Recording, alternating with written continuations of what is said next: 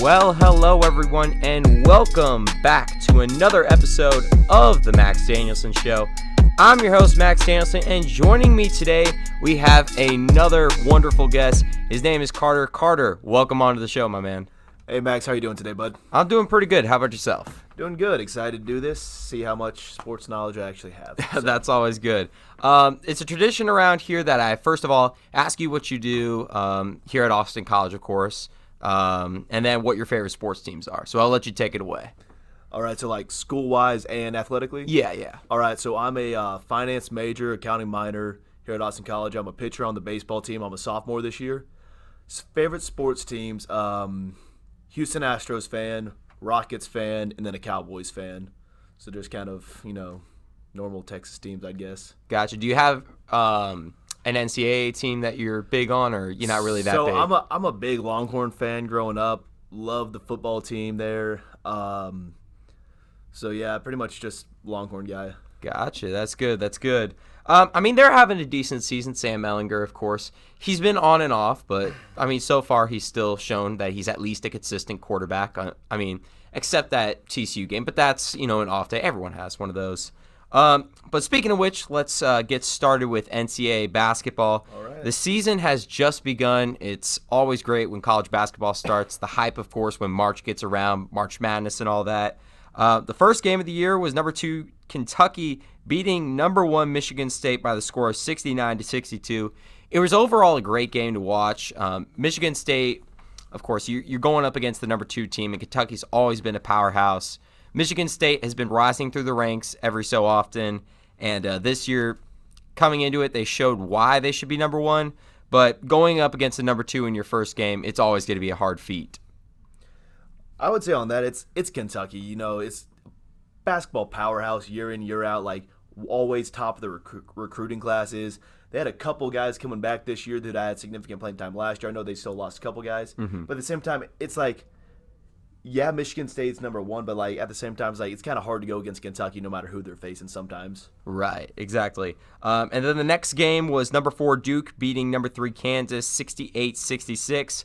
Of course, that game, always a great one to watch. Duke, the Moody Madness, you can't get them wrong. Coach K, one of the greatest coaches in NCAA basketball history. And then you have Kansas, who has also been a powerhouse.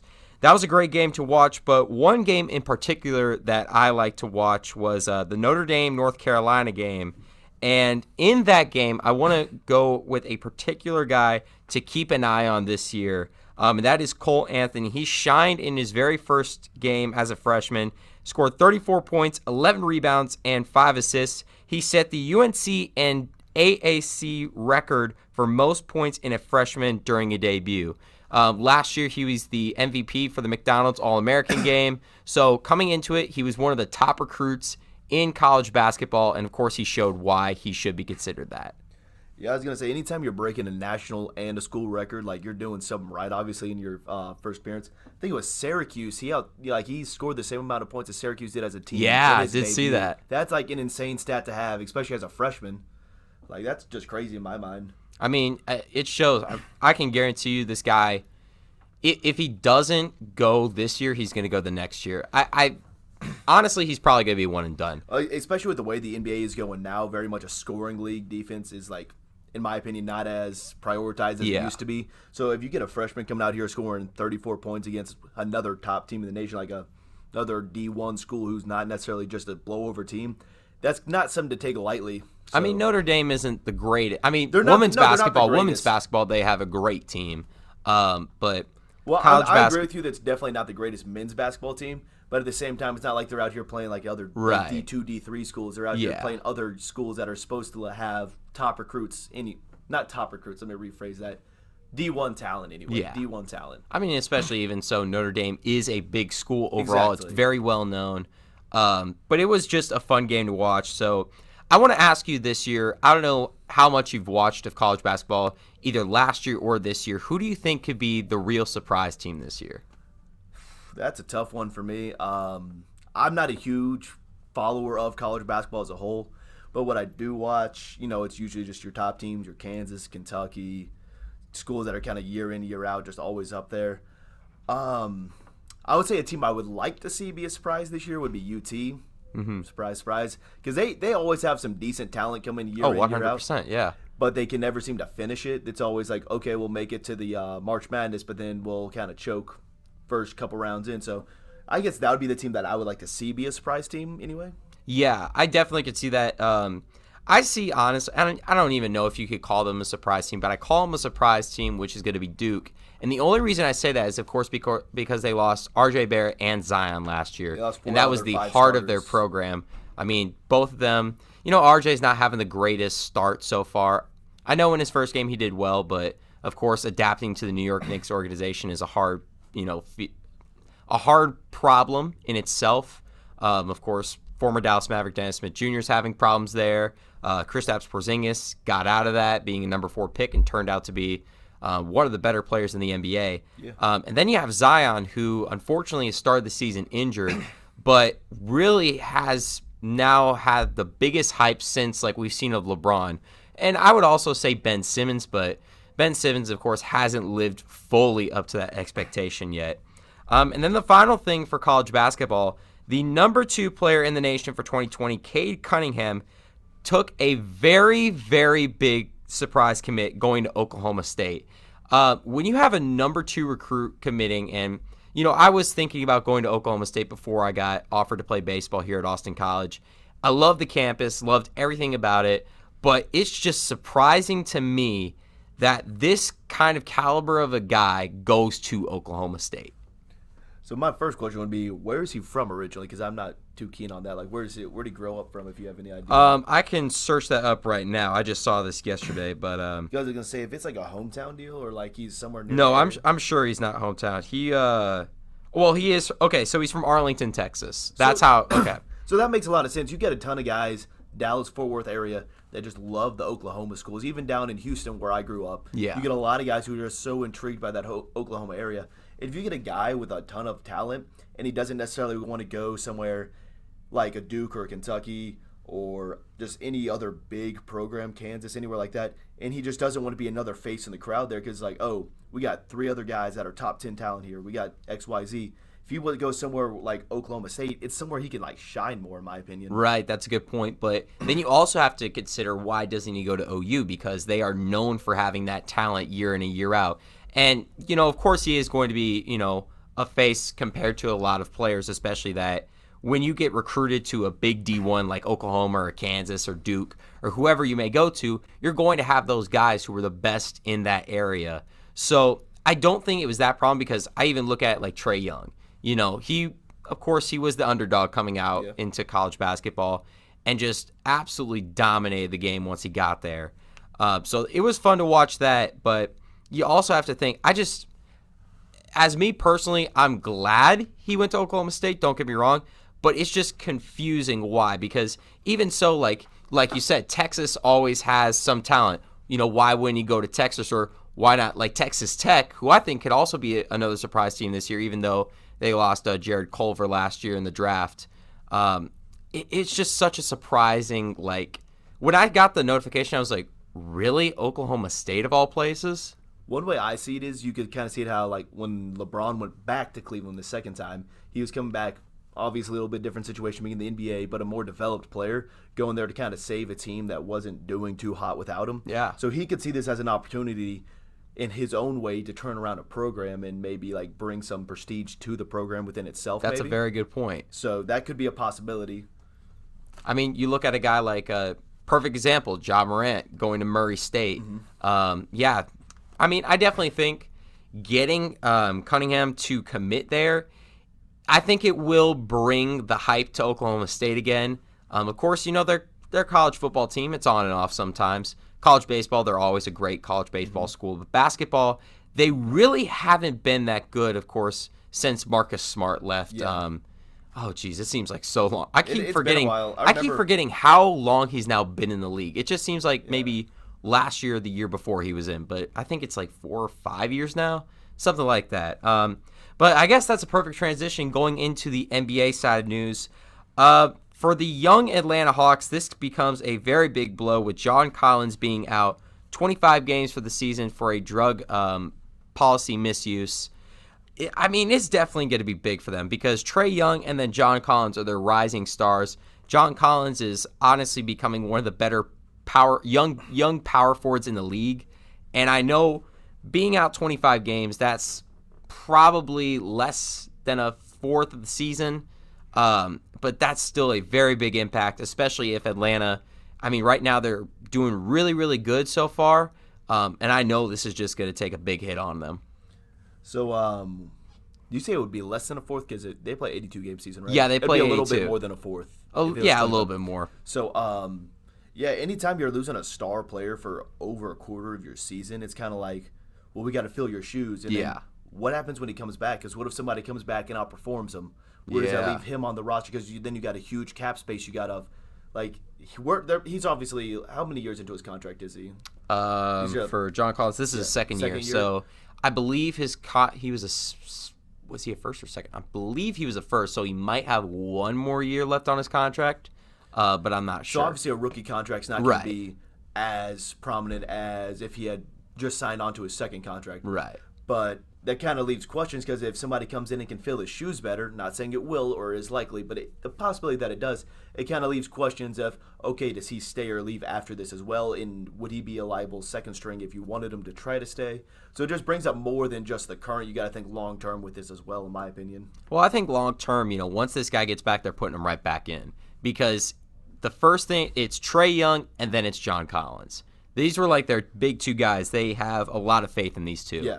So no doubt in my mind when he gets back, he's going to get right back into it. But yeah, I get that point, what you're saying. In the off chance that something like crazy does happen. Oh, heck yeah. If you have another you never know. Sandy. It's professional sports. It's like somebody will come out of nowhere that you never heard of and be one of a star player. That's another perfect transition to the next guy we're talking about. That's Kendrick Nunn. He's been going off so far for the Miami Heat. So far, averaging 19.5 points per game. Now, let me give you a little bit of background on this guy. So, he was picked up in the offseason on a very minimum contract. I want to say it was $800K for maybe 2 years. It was either 1 or 2 years. So pushing league minimum. Then. Yeah, because the last game of the year, he was on the G League Warriors, the Santa Cruz Warriors. Yeah. And basically they took this guy, and now for a young Miami Heat team with guys like Jimmy Butler and a lot of those guys, and even like Tyler Herro, who has been also playing extremely well so far, this really brings some light to this team.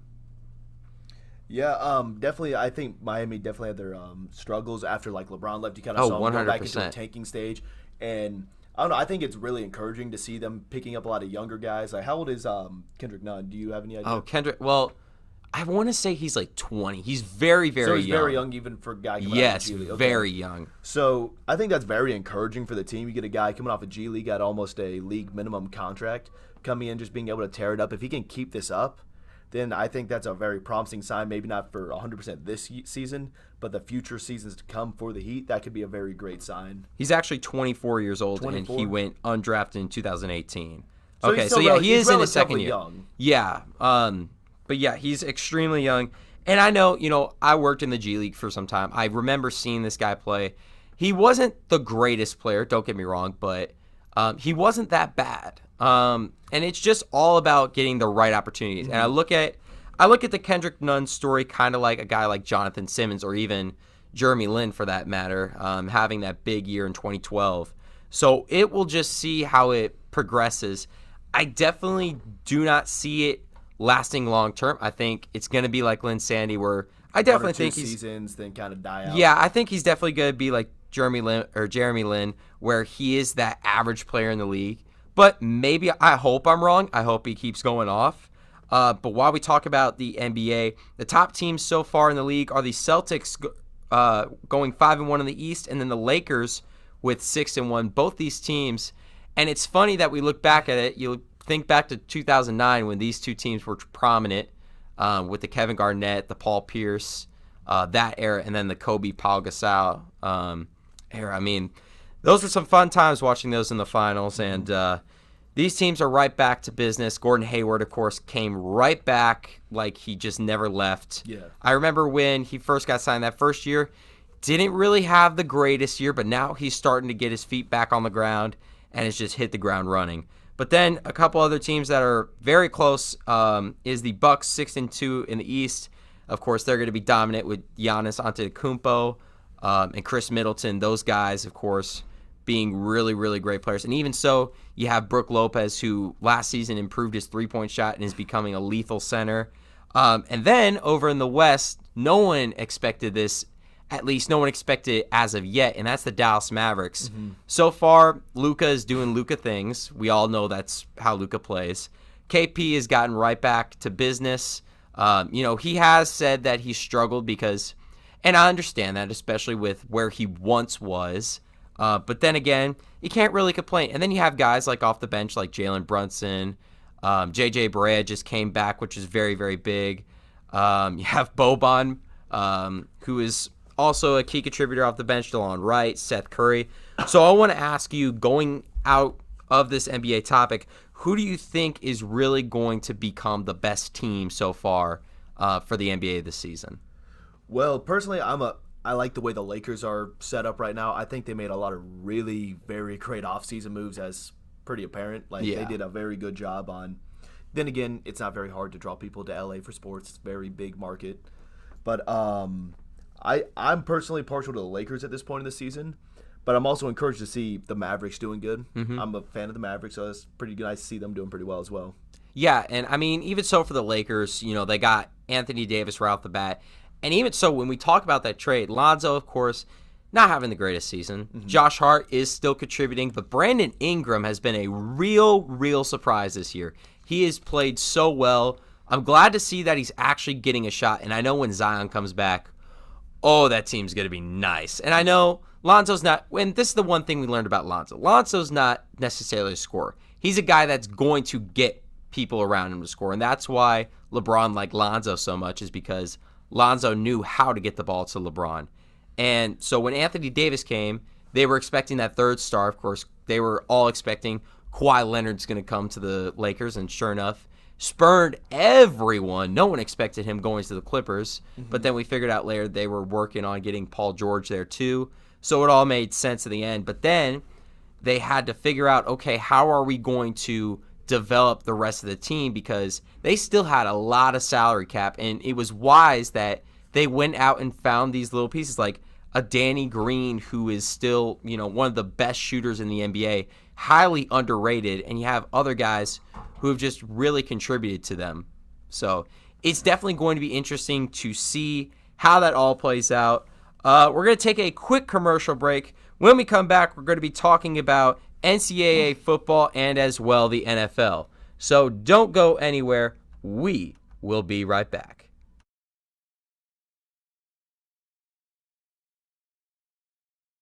The Max Danielsen Show is proud to announce Gage's Granite as an official sponsor for the Saturday podcast. Gage's Granite is a family-run company operating nearby in the Dallas Metroplex. They offer custom granite, travertine, onyx, and marble countertops to homeowners and businesses since 2000. Give them a call today at 972-243-6097 or visit gagesgranite.com or on Facebook and Twitter. You can also stop by the main showroom located at 2427 Glenda Lane in Dallas. Gage's Granite, a proud sponsor of the Max Danielsen Show.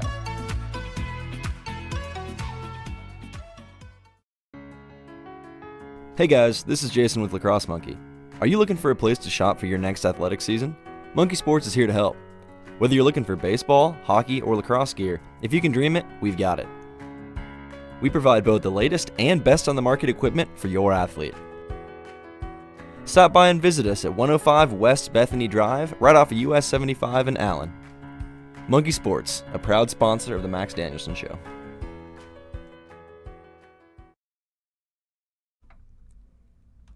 And welcome back to the Max Danielsen Show. Where we left off, we were talking about NCAA football, and that is the big game of the week so far, or really the big game that happened in the week was number 8 Georgia defeating number 6 Florida. I don't know if you watched that game or if you know anything about it, but I guess I just want to ask you, Florida has been getting beat a little bit every so often where everyone's like, is Florida the real deal? And then they lose to a big opponent. But then again, Georgia is always been and always will be a powerhouse school forever and ever. Amen, of course. Exactly. But, the one thing about Georgia is they are not as dominant as they were last year. So it's definitely something that, I don't know, it really surprised me that Florida came out of this with a loss. The final score of that game was, by the way, 24-17. And, it makes sense that Florida lost. They were at Georgia, one of the harder places to play in college football. But still, Florida losing. Then again, we've seen it a lot this year so far. I think been a crazy season so far. Oh, it's been a crazy season. Just last week, Oklahoma losing to Kansas State. Yeah, that game blew my mind. But on the topic of the Georgia-Florida game, it's like I view those two teams as very not necessarily similar in the way they structure their offense or defense or anything, but they're both two teams that always come into a season, look really hot, and then they'll usually use like one key game through the season, which will kind of hold them from getting out to the playoffs. Or back in the BCS championship game, stuff like that. It's always like one or two games that have always set them back. Always very strong teams coming in, and they'll lose just always right on the cusp. And you talk about like going back onto that Texas thing where they get the talent, and that's the same thing with Georgia. Georgia and Florida get some of the best recruits in the nation. Mm-hmm. Every recruit has them on their board. Of course they do. Who doesn't want to play at a big Power 5 school like that? You got your top teams from your conference. You got Florida, great place to live, great place to play. Georgia, another great place to live, great place to play. It's like Alabama. Play for Nick Saban, probably one of the best college coaches. I will say yes, it would be great to play for Nick Saban, but when I think of like a destination of like somewhere I would want to live for 4 years of my life, because that's very true. That's part of the aspect of it. Is like a very big draw to a lot of these schools is where you're going to be living. Right. Like Austin, you got 6'3". It's like a historic college that's known for just. Everyone has a ball there. Matthew McConaughey. Yeah. That's a very big draw. Jimmy Fallon was there this week, which was pretty big. But Alabama, the whole draw there is we're going to win football games. Yeah. And if you're not going to play, someone's going to step up and play for you. Right. And that's even the same thing, now that you say that, Alabama, that's everyone's number one place to go. Exactly. Of course. So they're going to get the number one recruits in the nation. Every single position, everyone wants to go there. Of course, not everyone goes there, but they get the majority of those guys. Yeah. And, when I think of also a big Power 5 school, I think of Texas A&M.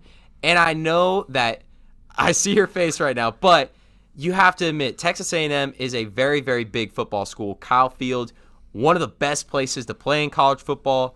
Every recruit has those schools on the board, no doubt in my mind. They want to go Texas A&M, Florida, Alabama, and then you also have Georgia. Those are all schools that I bet almost every recruit has on their board. And there's a lot of schools I realize that I'm missing. Mm-hmm. But those are some very, very, very big football schools. And even so, hey, I got one more to add on. When we're talking about SEC schools, LSU. That's another great place to play. You're playing for a really great coach, a really great program. And they right now have a Heisman candidate who's probably has a great shot, might even be the Heisman candidate, Joe Burrow. Mm-hmm. Well, when you bring up A&M, I will say, growing up, like I said earlier, huge UT football fan. Oh, I imagine. Yeah, but when you get to the actual town itself of A&M, College Station, that area, I got to say, as of just the current demographic, as you can see me right now, Max, I'm dressed in cowboy boots, button-up shirt. So pause there. So this is why I wish we had video, and maybe I'll think about getting it later. This dude came in decked out. He has got a flannel shirt on, cowboy hat, jeans, and cowboy boots. So I just want to keep that in mind where he's coming from. Continue. So like I said, huge UT football fan, but just the atmosphere of A&M definitely somewhere that I would probably click more at this point, just of the way the campuses have been going. So I see like a big draw to a lot of football guys like that, because it's like, hey, we don't want to be surrounded by all this like political mambo jumbo in Austin sometimes. So let's go over to A&M. There's a lot of good football, good places to eat, nice stadium, nice facilities. Oh, yeah. Everyone loves the coach there, Jimbo Fisher. So it's like that's a very big draw to that program recently. And I can see how that would be a great destination for a lot of guys with top talent now. And you can see in the recent years there, since Johnny Football has left anyway, even their stock has been steadily going up every year with how good they play. It's just always Alabama that's been the kicker for them. I mean, and one thing, with UT, I love the school. Don't get me wrong. They have a great journalism program. Overall, one of the best schools in Texas. No doubt. No doubt. Great academics. Hugely phenomenal But academics. the one thing that I looked at, and number one, I didn't apply because I knew it'd be extremely, extremely hard to get in, even with where I went to school, and even so with Texas A&M. Yeah. And that used to be everyone's backup school. Like, okay, if I don't get into Texas, I can go to A&M. Exactly. That wasn't the case last year. People were getting denied by both. So everyone's like, okay, got to go to OU. And nothing wrong against OU. I have a lot of friends at OU, by the way. A lot of guys from the Houston area just love going up to OU. Don't get me wrong. I freaking loved OU. Beautiful campus. Beautiful. It was a OSU, very OU, big beautiful. campus. And the one thing was, when I went there, and this is a little bit of a story here for you, where I came from for my high school, I was the senior student producer for our television show called Across Campus. And when I got there, they have the Gaylord College, which is the big communications department there. I take a tour of that, and I sit down, and I'm about to go on my actual admissions tour. And a guy calls me, says, are you Max Danielsen? I said, yes, sir. And he's like, come into my office. And I'm like, did I do something wrong? He sits me down, and he's like, hi, my name's Ed Kelly. I am the president of the Gaylord College. And we started talking, and he knew I was coming on campus. He said, Max, I want to tell you something. Not many people get to come in this office. You and the other student producer are one of the only students that I've ever gotten in. And unfortunately, what he told me is like, I would have given you your admissions box that day, but it did not arrive in time. So it was really, really cool. And how my broadcasting teacher put it was, I was basically being recruited there like a blue chip athlete, basically. Mm-hmm. And don't get me wrong, absolutely love the school. But that was the only thing like that drove me there, because I knew that was going to get me to where I needed to be. And thankfully it worked out. The feeling of being wanted to go somewhere. 100%. When the president of the college comes in and tells you, we want you, that was like, I was like, wait, what? Well, see, like, that was one of my draws that got me here for baseball. I was on my tour here with Coach Ramsey, and we're kind of going around. So I'm a left-handed pitcher, so, good me. Yeah, I'm that guy. I mean, hey, you need left-handed pitchers. So I'm walking through the campus, and I'm like, all right, well, I'm a decent high school player. I'm not anything special or anything. But then we walk up to the AD, and he's like, you're a left-handed pitcher, right? I'm like, yes, sir. Don't really pitch that fast. Like, I'm just kind of pretty decent player. And he's like, oh, well, let me tell you what. We love us some left-handed pitchers here. And I'm like, all right, well, it's kind of like, the AD's like, okay, if you're kind of this kind of guy, we kind of want you here. So it's like, all right, well, that's a big draw, because, it feels good to have that feeling of people wanting you to go to their school. Yeah, and I remember the one thing I just didn't like about OU is how big the campus was. And that's the same thing. This is why I'm now going back to UT, is because that campus, the city of Austin is basically UT. And Austin, humongous town, a chaotic town, and just flat out a weird town. Oh. I mean, it makes sense. They're saying is keep Austin weird. It's definitely a weird town, but don't get me wrong, absolutely love Austin. It's one of the prettiest places that I've ever been, just because it's just such a weird, like, once you enter into Austin, you get a whole different vibe. Coming from Dallas, I know what it's like to live in a big city, but once you get to Austin, you're like, oh, this is Austin. Especially once you get on that UT campus and you see some of the students there. There's usually a couple rallies or protests going on somewhere on that campus. That's everywhere, even here sometimes. That's fair. That is very fair. I don't know. And even so, the Texas Capitol's right there, right down the road. So everything is there, UT, Capitol, and then just Austin. And it's one of the bigger places I've ever been, and I knew I was not going to get in. Even though, don't get me wrong, still had great grades, and I did all these things. It's just that what UT looks for is so specific. Exactly. And you got to know what you want to do before you get on that campus. 100%. And even so, you got to be good at what you do before you get onto that campus too. That's the same thing.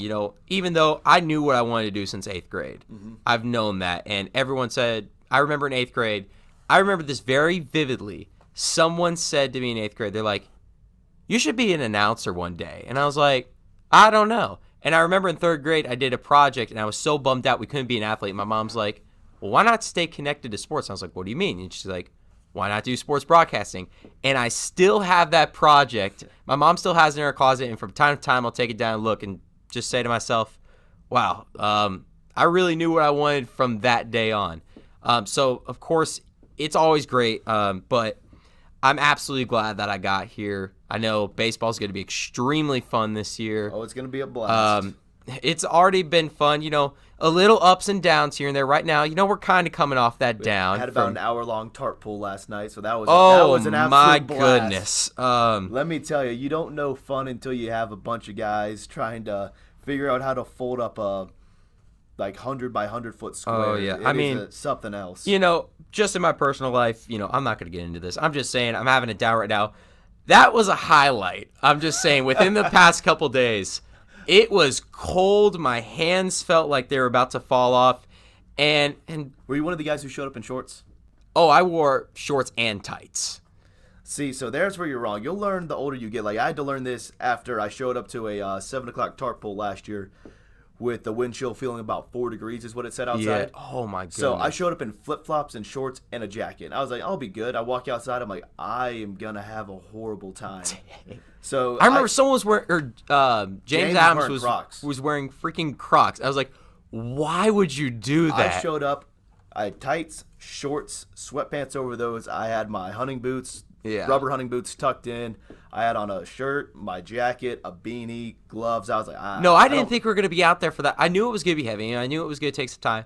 I wasn't expecting it to take a little over an hour. I know the track record, so I'm like, yep, I'm dressing warm because we're going to be out here for a little bit. Yeah, and especially it doesn't help also when there are some people, I'm not going to mention their names, but who don't really know what to do. So we're just trying to figure it out bit by bit. But, getting off that little bit of a topic there, that tangent, going back on to another big football school, Florida State fired their head coach, Willie Taggart, and so far in 2019 they went 4-5. They've always been a powerhouse school, no doubt, but especially this year, I knew something was going down. I just knew it. That was coming off that loss to Miami, correct? Yes, it was. So, yeah, that's actually a game I watched. That was a very good game all around, in my opinion. But what season number was this for Taggart? Geez. It was very – let me check for you. He was hired in late 2017. So this is about his third season? Third season. That's what I was thinking it was. So the way that Miami has always hyped themselves up, Florida State has always hyped themselves up, and just like the school they kind of make themselves out to be, it's like you always have really high expectations for them, but they always seem to fall flat on their face. Oh, yeah. So he came in, and it's like, okay, we need to have a good season. We need to just get some stuff done now. And it's like, I think it's gotten progressively worse over the last 3 years. I think he had a better start in 2017 than he did in the past couple seasons anyway. Mm-hmm. So like a 4-5 start is just not something you should be having if you want job security as a Power 5 coach. Oh, especially. When you're not putting up the games that you need to, especially like you said, being a Power 5 school. And especially against a rival like that. 100%. I think, in my opinion, if you beat your rival like that, Miami, and you go in there and you beat them, that's going to last for more job security than a 5-4 start. Like, even if you were 3-5 going to that weekend, you come out 4-5 afterwards, that's a lot more steam rolling for you after beating somebody like that. Oh, 100%. Alrighty, so it is a tradition around here. I don't know if you've watched the show before.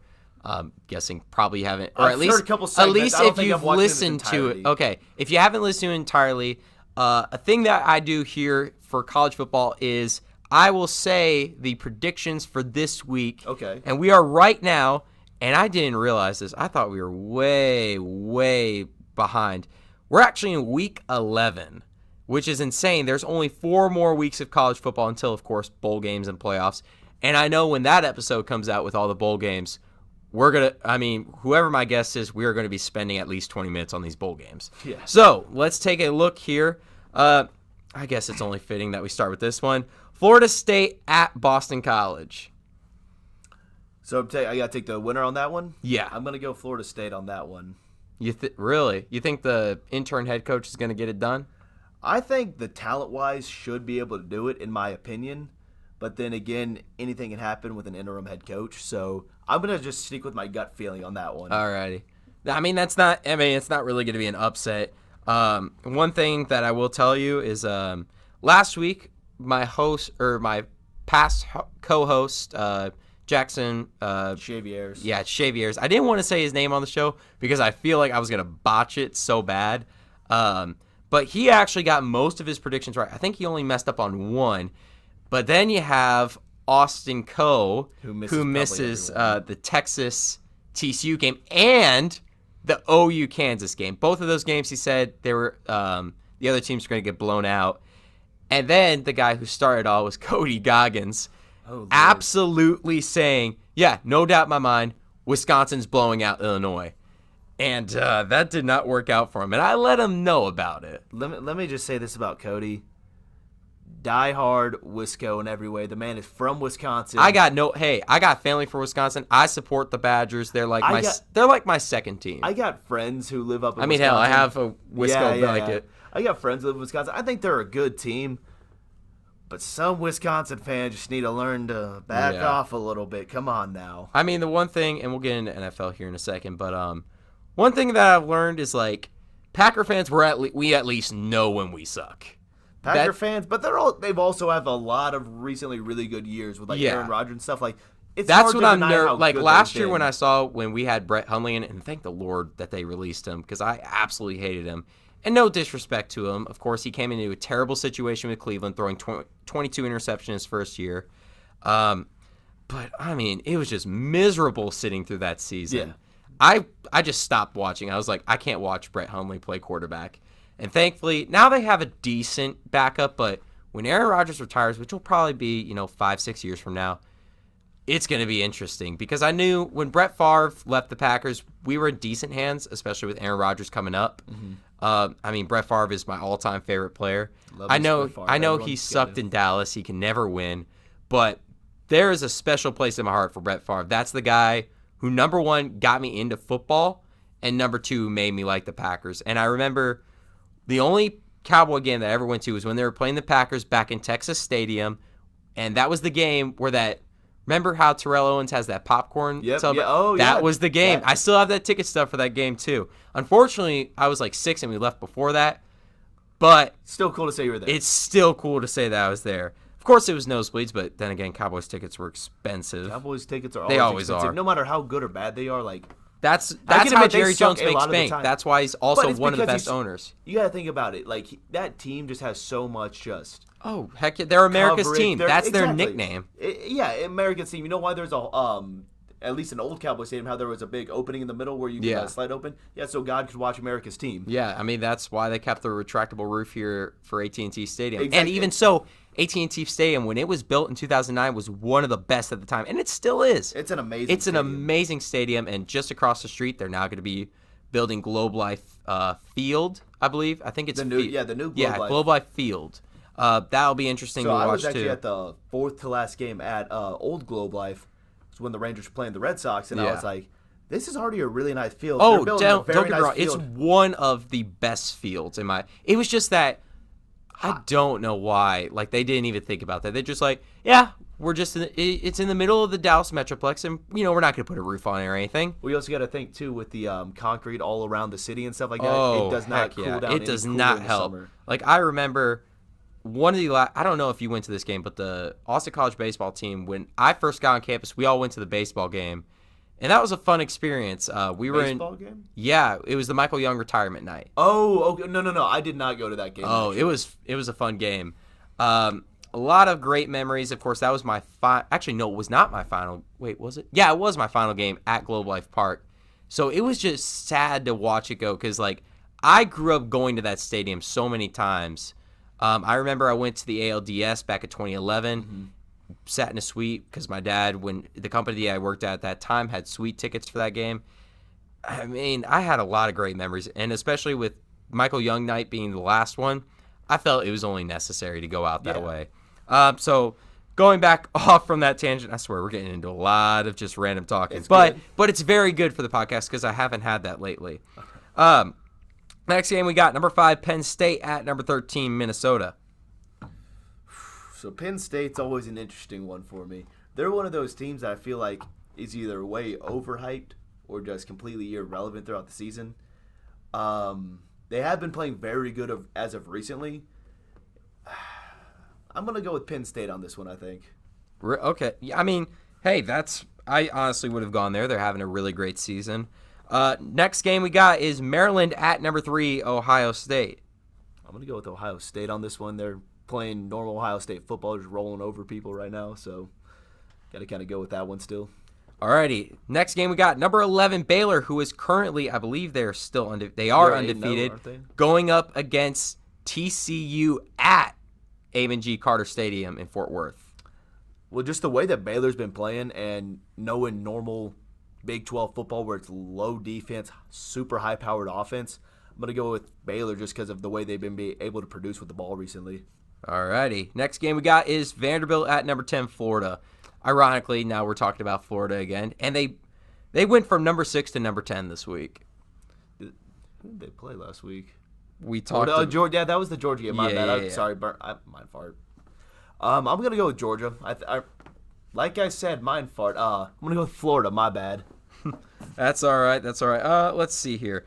I'm gonna wait for this game because this is the possibly game of the year. Game of the year. Alrighty, East Carolina, number 23, SMU. Who do you think is going to win that? I'm going to go with SMU because I really like the way they have been playing. I know they had a little bit of a setback, but I definitely think they're still a very good football team. Their strength of schedule isn't always there, but I think what they've been able to do this season has been pretty phenomenal. Alrighty, since you're a Texas fan, I will throw this in there. Number 20, Kansas State at UT Austin. See, I wanna go with UT. I always do. You can. But this season they've been having has been fairly disappointing in my opinion. Just like they have all the pieces, they have the talent, but like I said, Big 12 style, their defense sometimes their secondary just gets torched a lot. I'm gonna stick with it. I'm gonna go with UT. I'm gonna go to Old Faithful right here. But I just hope they don't let me down this weekend. Nah, that could be the real big upset that you have, unless of course Penn State loses. Next game we got number 18 Iowa at number 16 Wisconsin. Ooh, that's an interesting one. Iowa versus Wisconsin. I'll probably go with Wisconsin just because they have had a pretty good offensive year this year. Haven't they? Pretty decent. They have, yeah. Okay. Well, it's just their defense crumbled in the last. Because they went down 21 unanswered points, I believe, in that Illinois game. Yeah. So their defense just crumbled. Number 4, Clemson at NC State.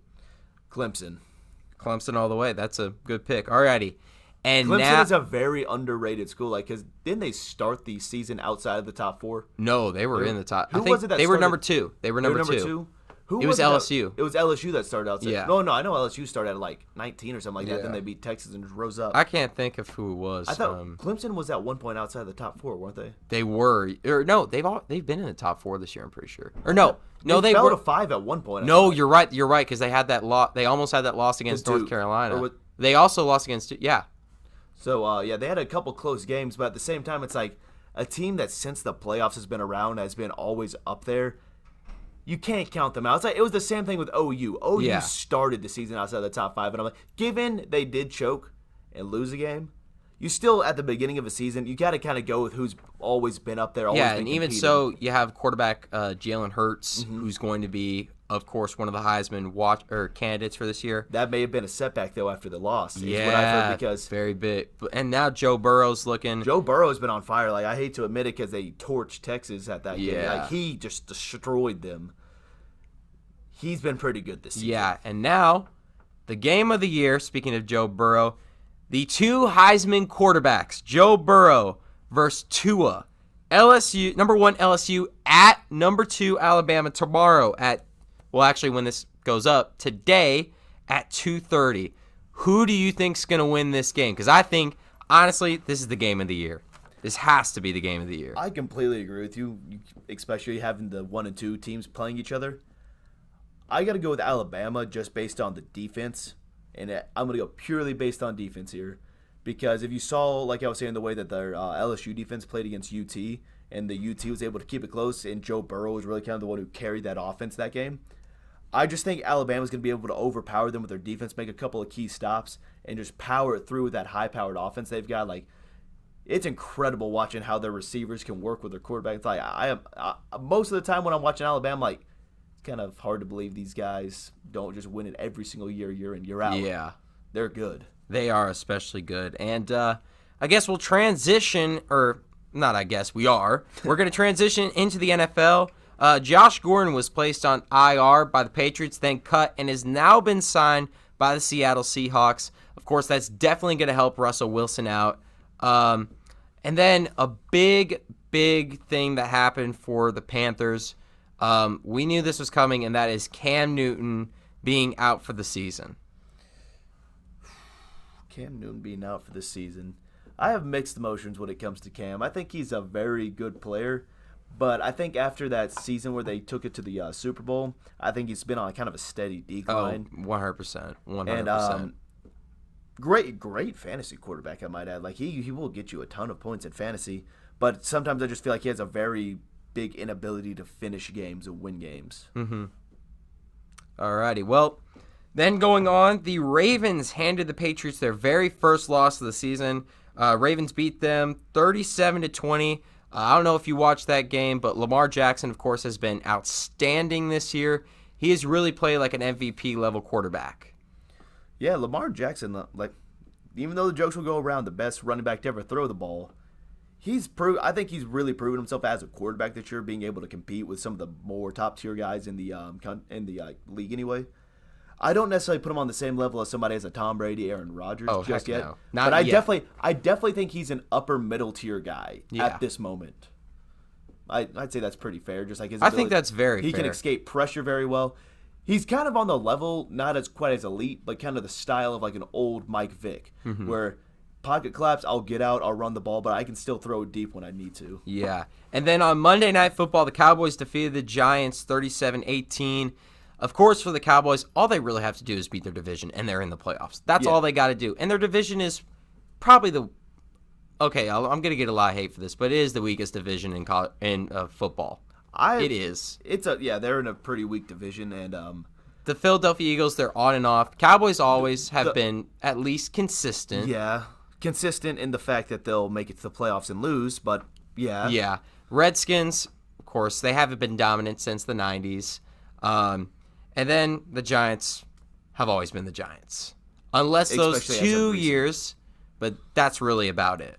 So I think the Eagles got off to a pretty decent start this year. Yeah, especially even so they beat the Packers, and their run game just ran all over that defense. But it seems like their offense has really just stalled as of recent, and like I don't think they're getting that same production they got at the beginning of the year anyway. Yeah.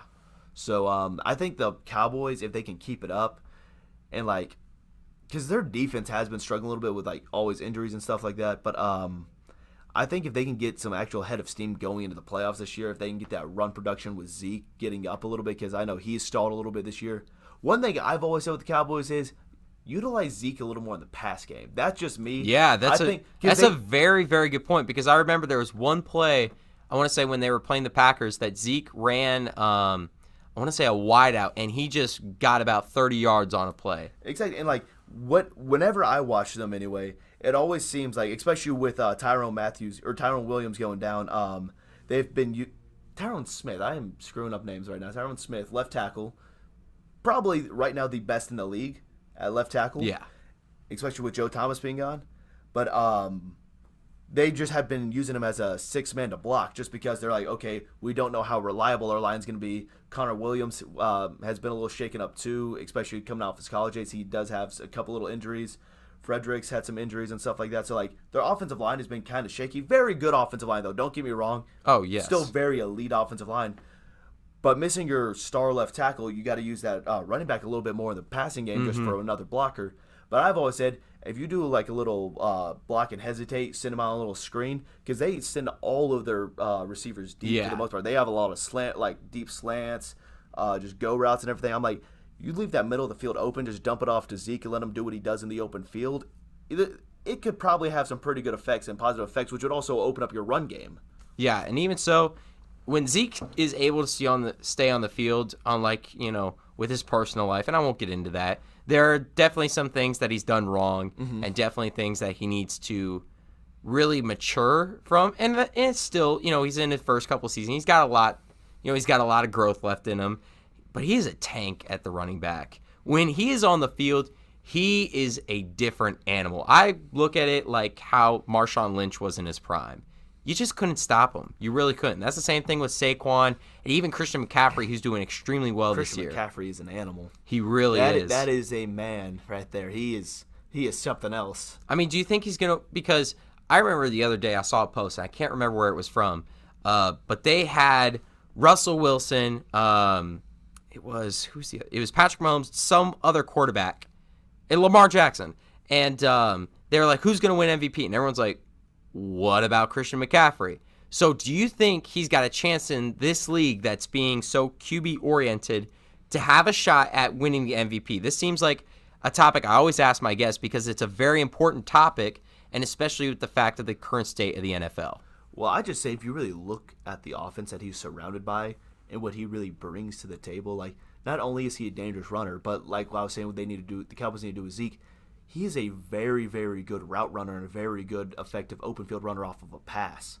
Like, that's where he gets a lot of yards for the team. It's just, like, not just his rushing yards, but his total yards from scrimmage. A lot of those come from the passing yards. So yeah. I think the versatility that he brings to the table, in my opinion, should bring him as a front runner to that MVP candidate race. But that's just my take on it. Yeah. I mean, the last topic that I really want to talk about here for NFL before we move on, it's the 49ers. Right now, they are currently 8-0. Garoppolo, man. Jimmy Garoppolo has played outstanding this year, but do you think they're overhyped? Do you think they should be the number one team? Because, okay, here's my opinion about this, all right? And I said this last week because I debated with some 49er fans, and when I looked at their schedule, they really hadn't played anyone like big. And the same thing with the Patriots. Patriots' first real action was against the Ravens, So when they came back, Ravens beat them. So not much there. But then the 49ers, I believe is it this week that they're? No, they played the Cardinals this week. And even so, perfect example. Actually, let me look up who the 49ers are. But what I'm saying, the 49ers really haven't faced any major competition yet. So this week they are going to be playing on Monday versus the Seahawks, and that's really going to be their first step to figuring out, are they considered that number one team? I just want to hear what you think about that. So the way I see it is, well, first off, anytime you can get 8 wins in a season, much less to start the season, and you're going to be 500. Mm-hmm. So they're automatically already a 500 team, which sets them up fairly well for the playoffs. And I believe they're automatically in the playoffs. I believe so. So I was going to say, like, anytime you get to 500, it's considered a decent season at least. So not losing a game, being able to keep it up for 8 straight games, no matter who you play, it's the NFL, any given Sunday, anything can happen. It's a little different than college football, because in college football, you got those teams that are like, okay, this is just not, like, they are not going to lose. In the NFL, it's a little bit different. Like, yeah, you got some teams that are more stacked, but in a given Sunday, once again, like, anything can happen. It's a crazy league. So the ability to keep it up for 8 straight weeks, I find very promising, given the competition might not have been as good as what some of the other teams have faced in the league. Jimmy Garoppolo, I think he's a great game manager. I think he is an absolute, and this is why I like that he went over under Tom Brady for the beginning of his career, because he's starting to show what he can actually do. And I think Tom Brady and Bill Belichick had a lot to do with that. I, on the other hand, though, don't see him as one of the great quarterback talents of this generation. I see him as somebody who can come in, use his offensive tools to his ability, play to his strengths, and use his football IQ, not his necessary overall talent. Yeah. And I think that's the main reason why the 49ers are being so good right now. And especially playing to his strengths. They're not trying to do too much with him. Right. They're just playing simple football. That's all they're doing. Has also been pretty good so far. Richard Sherman has, of course, being one of the best corners in the league. He's been, dominant this year, as always. And just their overall defense, I believe it's Nick Bosa's playing out of his mind. Nick Bosa and Joey Bosa are the only two brothers to ever win Defensive Player of the Week in their respective leagues in the same week. I mean, that family is just insane. They really are. Well, so especially even like the Watts. Well, no, I was gonna say I was looking this up last night because I saw Joey Bosa on TV. I was like, well, him and his brother Nick both play in the NFL. Okay, that's cool. Their dad played in the NFL. Yeah. Their grandfather played in the NFL. Their uncle played in the NFL. I think it was their great grandfather was a mobster in Chicago. Wow. So they have some pretty interesting family dynamic going on there. Like I was like, okay, that's pretty cool. Yeah. I mean, it's going to be interesting to see how the 49ers play it out. We are going to take one more quick commercial break. When we come back, we're going to be talking about the MLB, the end of the postseason, and as well, just what's coming up. Sorry, I lost my train of thought here. And as well for the NHL, just the start of the regular season. So don't go anywhere. We will be right back.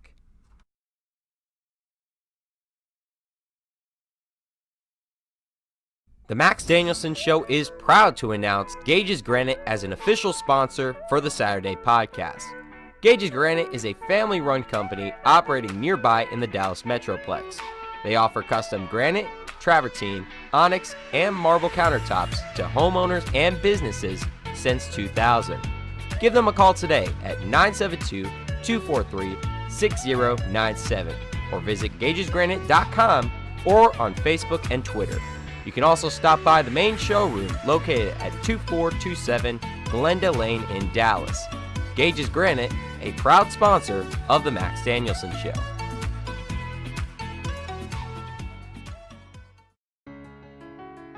Hey guys, this is Jason with Lacrosse Monkey. Are you looking for a place to shop for your next athletic season? Monkey Sports is here to help.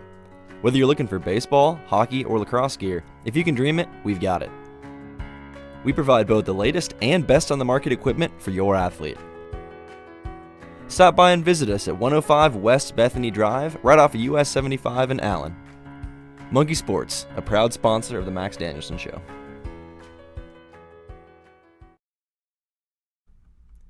And welcome back. Thank you for that commercial break. Of course, we want to thank once again our sponsors, Monkey Sports and Gage's Granite, for always being proud supporters of the Max Danielsen Show. Go give them a search, and hey, why not stop and visit them? Tell them that we sent you. Anyways, going back onto it, where we left off, we were about to go into the MLB season, and that is the very first thing, the World Series MVP opting out of his contract. Now, I just don't think that he's going. I think he's going to go right back to the Nationals and get more money. I think that's what the Nationals plan on. I think that's what Steven Strasburg plans on. I mean, I could totally see that as being a very viable option. And of course, anytime you come out winning the MLB, the World Series champion, or no, MVP. Yeah. Let me rephrase that. My bad. Anytime you come out winning the MVP, it's like, all right, well, that just upped my chips on what I can do to try to play out how much money I can negotiate in a contract. So I think he's probably just gonna stay, in my opinion. Yeah, and even so, next guy that I got on here is Aroldis Chapman. He signed a 1-year, $18 million contract extension to stay with the Yankees. Of course, probably the most dominant closer in the league except for the postseason.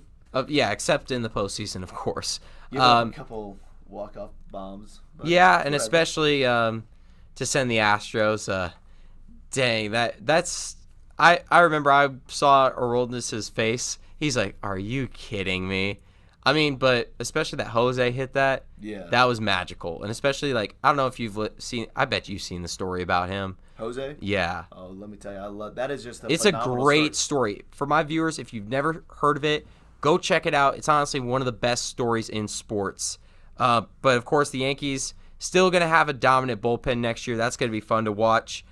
This came as a very big surprise, this next guy, with J.D. Martinez electing to not opt out of his deal with the Red Sox. Don't get me wrong, J.D. Martinez is still a very dominant player in the MLB. Kind of had an off year last year. Not the greatest, not the worst. So it's going to be the Red Sox as a whole, though. Yeah, the Red Sox also did have an off year as a whole team, too.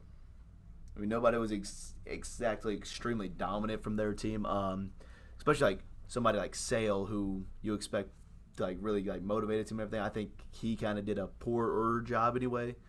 They didn't really have the same offensive production that they had that year they made it to the series. So, I don't know. I just think they had a just overall bad year, but I think Martinez staying will definitely be a huge piece for him even next year again, because we just seen the kind of hitter he can be when he's at 100%. Yeah. And especially like Mookie Betts also had a great year. I mean, not the greatest year, but not the best. So next one up here, the Mets fired Mickey Callaway just a little while ago, and now they go and hire Carlos Beltran. And a lot of people are asking, did the Mets learn anything about what happened with Mickey Callaway? Because this seems so out of the blue, and I just feel like this is going to be another thing that falls on its face for the Mets. I see this kind of going as more, I don't want to say publicity stunt, but they've been struggling. Obviously, the Mets have been a relatively crappier team past couple of years. But whatever sells tickets, right? Yeah. More tickets equals more money, equals better players in the long run. So, and especially they still have a great pitching staff. Exactly. Like, you can't really deny that their pitching staff is not very good, or that their pitching staff is good, because obviously one of the better starting rotations. Yeah. With, it's just that they can't get it done when it needs to happen. But if you can bring in more money by hiring someone like Beltran, it's like, maybe it'll work. Maybe it'll like, because he also obviously has a high baseball IQ. He played in the league forever. Like, so you can't really deny that he doesn't probably have a very good baseball IQ and can move the places around. The one thing I will say, though, that I know about coaches who have played in the higher stages anyway, they sometimes have this, oh, if I can do it, you should be able to figure it out by yourself kind of mentality. It's kind of like, well, I get it, why don't you get it? That's like the only thing I see a lot of the times with coaches who used to be former players that were in the league. Yeah. I mean, it's definitely going to be interesting. And one thing, and this will be the last thing for MLB, and I just thought about it today because I saw something on Twitter where the Diamondbacks showed off their new jerseys, and I was like, wait, they got new ones? But what I forgot is next season the MLB is switching to Nike, which I totally forgot about. So I want to hear your opinion. What do you think about the fact that the MLB is switching to Nike over Majestic? Well, obviously, my entire life it's been the Majestic jerseys. But I think in some regards, it's really just comes down to the money. Like, whoever gives the MLB the best offers, who they're going to go with. Like, I don't think it's anything personal. I don't think it's anything about who has better gear, because obviously, if Majestic wanted to, they could have the best gear. They can do whatever for whatever team they wanted to, whatever the MLB gives them restrictions or not against. They can pretty much do, because they're multi-million-dollar companies. So I think it really just comes down to the money aspect. That's really all it is. Yeah, I mean, that's Nike's pretty much cornered everything. 90% of college athletics, Nike. NFL, switch from Reebok to Nike. NBA's at Nike at this point, aren't they? They went from Adidas to Nike. The only one that I can really think of that's not is, of course, the NHL. And that's another, I swear, this episode we're having perfect transitions into our next segment. And that is with the NHL. Winter Classic is about to be upon us on January 1st at the Cotton Bowl in Dallas. And I don't know if you've seen the jerseys so far for both teams. I want to ask you what you think about them, because I really like the Dallas Stars. And it's not because I'm a Stars fan. I just think they look nice. The victory green looks really, really solid. I think the logos look solid. But then the the Predators is a meh. You know, don't get me wrong, not a bad jersey, but definitely not something I would buy. All right, so as I said coming into this segment, I was like, NHL is probably going to be one of my more slower segments, just because I grew up, never really got into hockey. Other sports I got into like obviously football, baseball, but rugby was my kind of obscure sport that I played in high school. But the Dallas Stars jerseys, I gotta admit, like, I think they're pretty cool. Yeah. Like, I also think it's pretty cool that they're gonna go out there and just ice over a whole ass football field and make it into a big rink just to play hockey. Oh, it's gonna be big. I think that's pretty cool. It's the first one in the South, and I think from the get-go they sold out.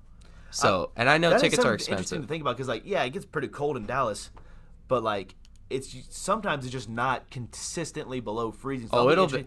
I can guarantee it probably, and even so, they have the technology to keep the ice cold. But I'm saying, like, that's what I was about to say, is like the technology they have to be able to keep it cold enough long enough. I find that pretty cool too, that they're gonna be playing in, like, who ever would have thought one day we're gonna be playing outdoor hockey in Texas? Like, I don't think anyone did. And even so, I remember when it first came out, everyone's like, why in Texas? But everyone kept replying like, Texas can't get below that. You've never seen, and even so, I think it's so funny because there are kids around here at Austin College who have never been to Texas. Yeah. And especially the Dallas weather is all over the place. One day it could be hailing, one day it could be a tornado, the next day it could be snowing. And then the very next day it could be 100 degrees. The only city that I could say could rival it would be Houston, just being right on the coast. But we don't get as much of that snow. We get more just, all of a sudden it's going to go from 25 degrees one day to the next day being like 110 with 100% humidity. It's like, dear God, just give us a break. Yeah. Just let us have one day where we don't have to change out of our jeans and jackets and put on shorts and a sleeveless shirt the next day. Like, come on, it's a little miserable out here. And speaking of the Dallas Stars, and I'll just, breeze over these next couple. Okay. Dallas Stars, of course, are improving. They're right now, as of Thursday, on a 4-game win streak. Roope Hintz and Miro Heiskanen have been the keys for the Dallas Stars offense. They have really led them back at the very start of the season. I believe they were 1-7. They were not doing well at all. Everyone discounted them, but I think they are really making a solid comeback. Another team in the West who has really started off on a great note is the St. Louis Blues, the defending Stanley Cup champions. They're right now 11-3-3. And they're off to a strong start. They have a 6-game win streak, and that's even without their star player, Vladimir Tarasenko, who's going to be out for a couple months. But the biggest surprise so far for the NHL has been the New York Islanders on a 10-game win streak as of Thursday when I created the script. Right now, they are 11-3. They started the season 1-3 and have just been going off. And especially for the Islanders, it's something that not many people expected. Last year, they lost their captain, John Tavares. He went to his dream team of the Toronto Maple Leafs. That whole situation in Toronto is going to be a very interesting one, especially with all the cap space now that they have to put towards their players like Austin Matthews, Jonathan Taves. I just had a brain fart. Jonathan Tavares, that's the guy who I'm talking about. And even so, you got other guys in that organization that need to get paid. So it's going to be interesting about that. But the Islanders, they don't really have like a standout player. They don't have a Connor McDavid. They don't have like a Jack Eichel. They don't have like a Patrick Kane or someone really, really big in the league. They're just a decent team that is just winning games right now when they need to. So that's going to be the number one important thing for the Islanders is if they can keep this wave riding into the season or riding more so down the road in the season. Of course, there are going to be times where they're up and down, but at this point, I'd really like to see them make a comeback to the Stanley Cup playoffs. And with that, we are going to end off the episode on that note.